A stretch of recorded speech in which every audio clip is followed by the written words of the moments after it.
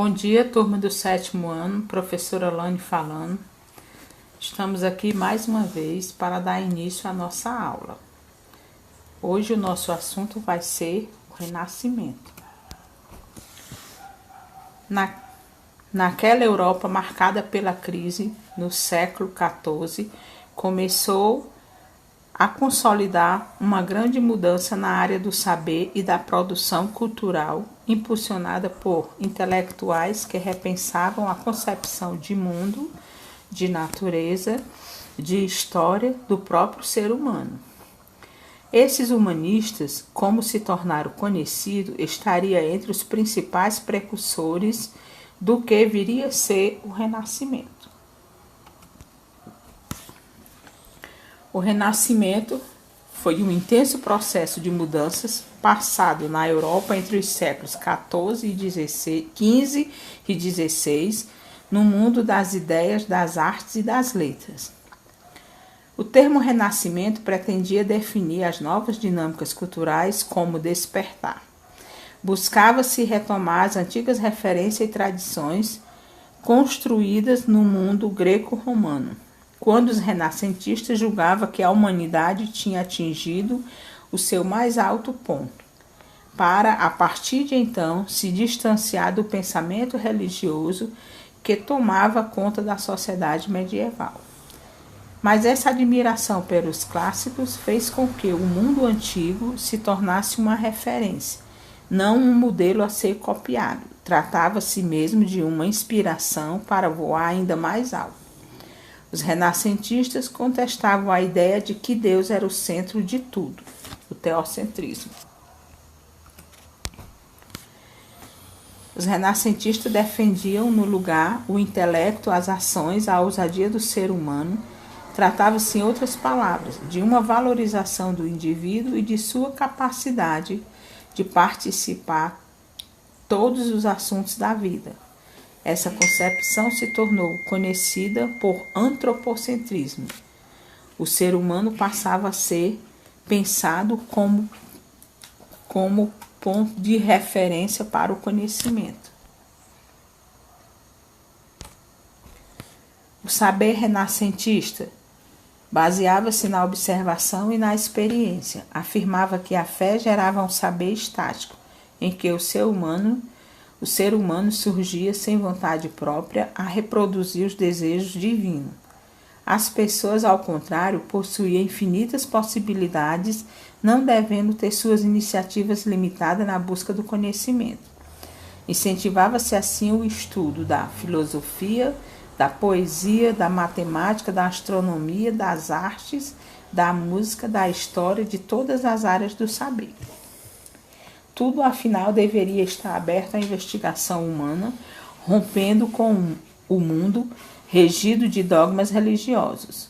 Os renascentistas defendiam o livre pensar, contribuíram para minar a autoridade da Igreja Romana e renovar os diversos campos do saber. Na Península Itálica, aconteceu principalmente nos centros urbanos, em especial na Península Itálica, como Veneza e Florença, enriquecidos com atividades comerciais no mar Mediterrâneo. Essas cidades, por volta do século XIV e XV, estavam entre as mais importantes da Europa, com a presença de um poderoso e enriquecido grupo mercantil que participava ativamente da efervescência intelectual e cultural. Em várias cidades da Península Itálica, o poder era controlado por poderosas famílias, com desejo cada vez maior de ampliar sua importância local. A situação provocava disputas acirradas e intensa competição pelo poder. Nesses jogos da política, muitos se transformaram em mecenas, ou seja, protetores de artistas e incentivadores da produção cultural. Com o mecenato, intelectuais, escritores, pintores, diversos artistas receberam o apoio financeiro e indispensável às suas atividades. Alguns artistas beneficiados com o apoio financeiro: Boccaccio, Petrarca, Dante Alighieri e Giotto. Intensa produção. O Renascimento representou grande ruptura com o conhecimento existente naquele tempo. Para muitos, por exemplo, o planeta Terra era imóvel e considerado centro do universo. A pesquisa de vários intelectuais indicou o contrário, como o de Galileu Galilei, que estudou o movimento dos astros, mostrando matematicamente que a Terra se movia. Os pensadores renascentistas, pouco a pouco, foram afirmando novas ideias. Leonardo da Vinci, um dos intelectuais do período, afirmava que a experiência era a única intérprete da natureza. Era preciso consultá-la sempre. E ele concluía: nenhuma investigação humana pode chamar-se verdadeira se não passar pelas demonstrações matemáticas. Principais pensadores do período: Nicolau Copérnico, que formulou a teoria heliocêntrica em oposição ao geocentrismo de Ptolomeu. Johannes Kepler, que enunciou leis fundamentais da astronomia, afirmando que a órbita dos planetas em torno do Sol é elíptica. Leonardo da Vinci pode ser considerado arquiteto, engenheiro, inventor, botânico, anatomista, escultor, pintor, entre muitas outras profissões hoje ligadas à arte do saber. A obra de Michelangelo Buonarroti, por vários estudiosos, expressa bem a ideia do antropocentrismo, presente no Renascimento.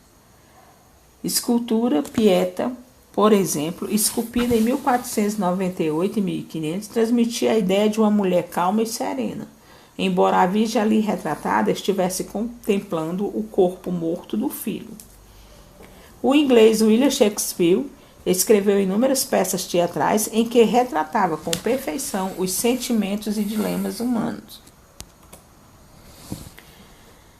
Em expansão, até o século XV, o Renascimento foi um fenômeno quase restrito à Península Itálica.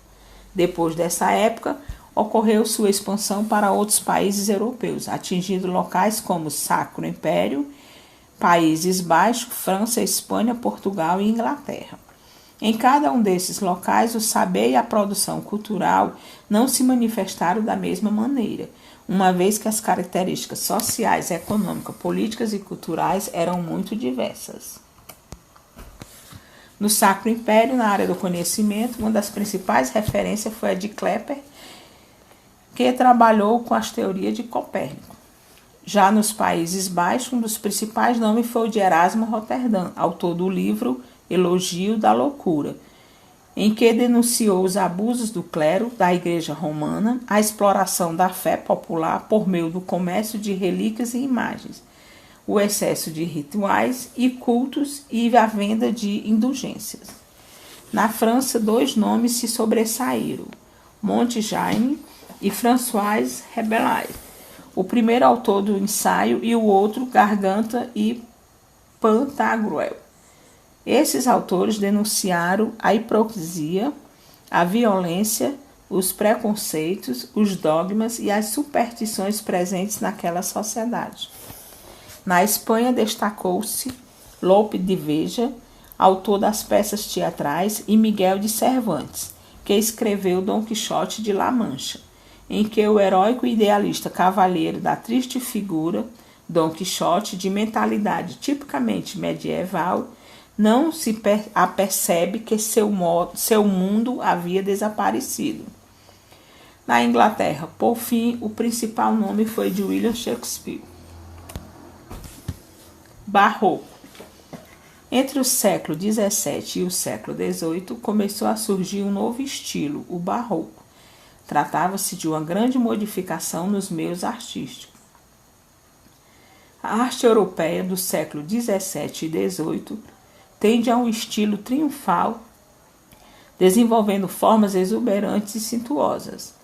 A essa arte dá-se o nome de barroco, denominação imprecisa, cujo sentido original refere-se à pérola de forma irregular. Não há dúvida que a Contra-Reforma é uma das grandes responsáveis pelas transformações artísticas da época, influenciando enormemente a arte dos países católicos. A necessidade de comover, de deslumbrar, orienta as obras do período, dotando-se de um caráter de espetáculo. Reformas na cristandade. Em um cenário marcado por intensas mudanças, a cristandade também não deixou de passar por muitas transformações, principalmente a partir do século XVI, quando se iniciou um processo conhecido por reforma. Esses acontecimentos provocaram profunda cisão no mundo cristão, com a divisão da Igreja Romana e o surgimento de novas doutrinas como o luteranismo, o calvinismo e o anglicanismo, todas elas cristãs e conhecidas genericamente como protestantes. Com a reforma, muitas pessoas deixaram de seguir as doutrinas da Igreja Romana e de prestar obediência espiritual ao Papa. Como reação em meados do século XVI, a própria Igreja Romana deu início à chamada Contra-Reforma. Nessa época, porém, parte significativa do clero estava envolvida em uma profunda crise moral e espiritual, acusada de heresia e de contrariar os princípios da doutrina cristã. Entre as atitudes mais criticadas estavam a venda de indulgências ou o comércio de perdões, autorizada pelo próprio Papa. A negociação de carros eclesiásticos comprados por indivíduos quase sempre em busca de prestígio, sem formação espiritual. O comércio de objetos considerados sagrados, a simonia e a exploração das chamadas relíquias. O início da reforma costuma ser assinalado em 1517 no Sacro Império, quando Martinho Lutero, da Ordem dos Agostinianos, manifestou-se publicamente contra a venda das indulgências, em um ato de grande repercussão. Aquelas, porém, não eram as primeiras críticas à Igreja Romana, muito pelo contrário. O começo do século XIV, por exemplo, foi marcado pelos movimentos liderados por John Wycliffe, na Inglaterra, e Jean Hus, na Boêmia. Ambos condenavam a ignorância e a moralidade de vários setores da Igreja Romana, manifestando-se também contra a corrupção e a riqueza de parte do clero. Apesar do alcance das críticas, os dois movimentos fracassaram.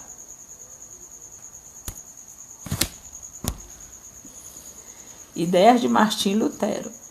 No caso de Martinho Lutero, ele acreditava, a princípio, poder convencer a Igreja Romana da necessidade de uma reforma.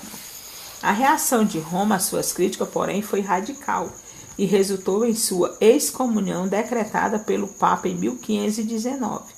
O ato acabou resultando de uma ruptura com a elaboração de uma nova doutrina, hoje conhecida por luteranismo.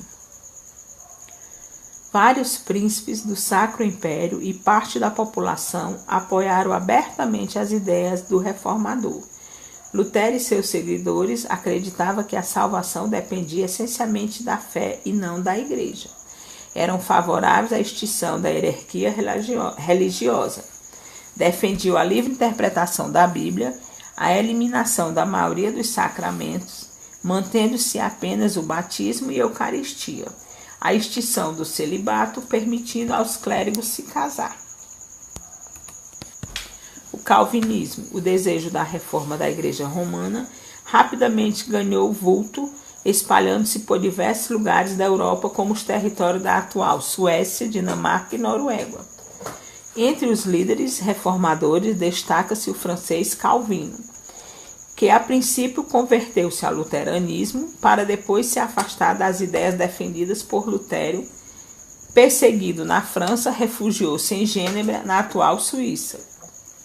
Em 1536, publicou a obra Instituição da Religião Cristã, na qual fundamenta os pontos básicos de uma doutrina hoje conhecida por calvinismo. Seu ponto central é a ideia da predestinação, ou seja, que a salvação depende da vontade absoluta de Deus. O anglicanismo. Nos movimentos da reforma, a Inglaterra constituiu-se em um caso específico, uma vez que o próprio rei Henrique VIII implantou uma nova igreja. Para isso, as questões políticas tiveram grande peso, destacando-se o conflito entre o rei e o Papa Clemente VII, em torno da anulação do casamento do monarca inglês, que pretendia separar-se de Catarina Aragão, uma princesa espanhola, temendo a influência daquele reino sobre a Inglaterra no caso de sua morte. Tomando a iniciativa de romper com o Papa e com o catolicismo, Henrique VIII contou com o apoio da maioria de seus súditos. Os bens da Igreja Romana foram confiscados e parte deles entregue aos nobres. Com o apoio do parlamento, em 1534, através do ato de supremacia, o rei proclamou-se chefe da nova igreja denominada anglicana. Apesar da reação de setores católicos, notadamente após a morte de Henrique VIII, sua filha Elizabeth I, que governou entre 1558 e 1603, consolidou o anglicanismo. A reação contra a reforma, chamada contra-reforma, um conjunto de ações que representava suas práticas, mas sem abalar o prestígio, a força e a autoridade da instituição. Pretendia-se principalmente dar uma resposta aos anseios dos cristãos que desejavam mudanças e revitalização de suas práticas. Convocado pelo Papa Paulo III em 1545, um concílio realizado na cidade de Trento, na Península Itálica, estendeu-se por vários anos até 1563 e assumiu o encargo de comandar essa reorganização da Igreja. O Concílio de Trento resolveu-se, no entanto, mais conservador do que inovador. Entre suas principais medidas estava a reafirmação da autoridade papal e a sua infalibilidade, a permanência dos dogmas e dos sacramentos, todos os 7, a convicção de que, além da fé, as boas obras eram essenciais à salvação. O Conselho mantinha ainda a hierarquia eclesiástica, a missa íntegra, dizia que a igreja era necessária à salvação e proibia a venda de indulgências. O Tribunal do Santo Ofício, Inquisição, foi reorganizado para combater e perseguir toda e qualquer forma de heresia, inclusive práticas como feitiçaria. Inquisição foi durante séculos um dos instrumentos utilizados pela Igreja Romana para combater seus opositores, fosse eles teólogos cristãos ou tivessem origem popular. Um dos crimes mais julgados pelo Tribunal do Santo Ofício, como também era conhecida a instituição, foi a feitiçaria. Bem, Renascimento é o capítulo 4, continuando a partir da página 78 a 87, e vocês vão resolver as questões propostas ao final do vídeo. Primeira questão: o que foi o Renascimento? Segunda: explique o que Renascimento pretendia e buscava. Terceira: o que os renascentistas contestavam e defendiam. Quarta: que outros países o Renascimento se expandiu. Quinta: descreva o Renascimento em cada um dos países abaixo. No Sacro Império, nos Países Baixos, na França e na Espanha. Vamos à obra e espero que vocês tenham gostado do conteúdo.